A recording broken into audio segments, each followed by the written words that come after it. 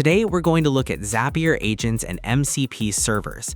We'll show you how easy it is to keep your tools while swapping out the AI model whenever you need to.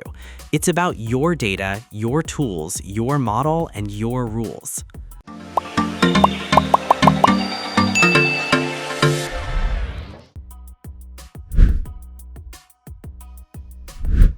Okay, so the very first step we need to take is getting our AI chat interface talking to our Zapier account. For this walkthrough, we are using Claude, but the principles remain the same for others like Gemini or ChatGPT. When you are looking at your Claude chat box, you will notice a small plus sign down at the bottom. We are going to click that and look for the option that says Add Connectors. From the list that pops up, we find Zapier and select it. This is the moment where we bridge the gap between the AI's thoughts and our actual business tools. We click Connect and then Allow to give Claude the permission it needs to speak with our Zapier account. It's a simple handshake, but it's the foundation of everything else we're going to do today. By doing this, we are telling the AI that it is no longer confined to the data it was trained on. It now has a path out into the real world of our specific documents and communications. Once that handshake is complete, we need to head over to the specialized dashboard to actually build our toolkit, which we call the MCP Server. We go to the website mcp.zapier.com to manage this. We start by clicking on New MCP Server, and we make sure to select the specific model we are currently using, which is Claude.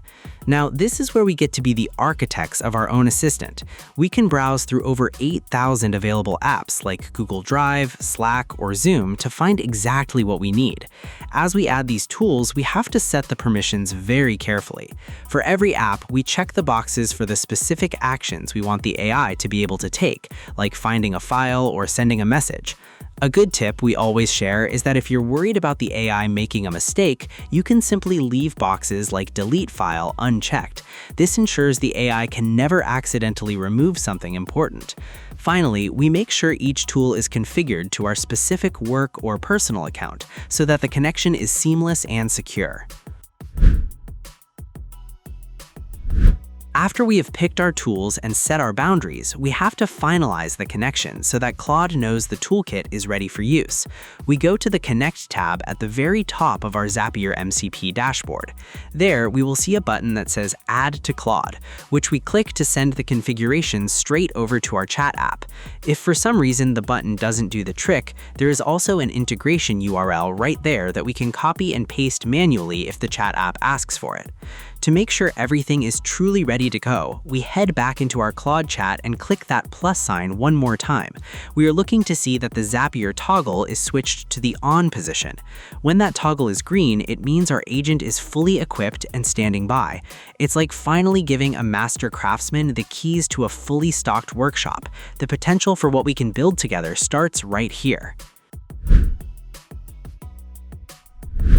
Now that the tools are in the AI's hands, we enter the action phase. We can talk to the AI just like we would talk to a project manager or a helpful colleague.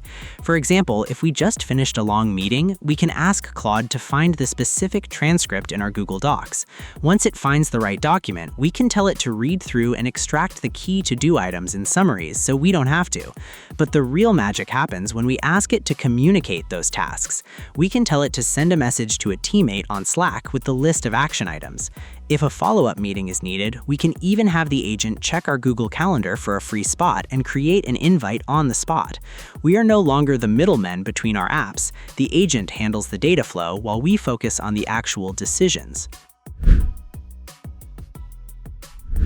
One of the most powerful things about this setup is that it protects us from being locked into any one AI company. Since we've built our toolkit within the Zapier MCP, the hands of our agent, the ability to use Slack, Drive, and Calendar, are not tied solely to Claude.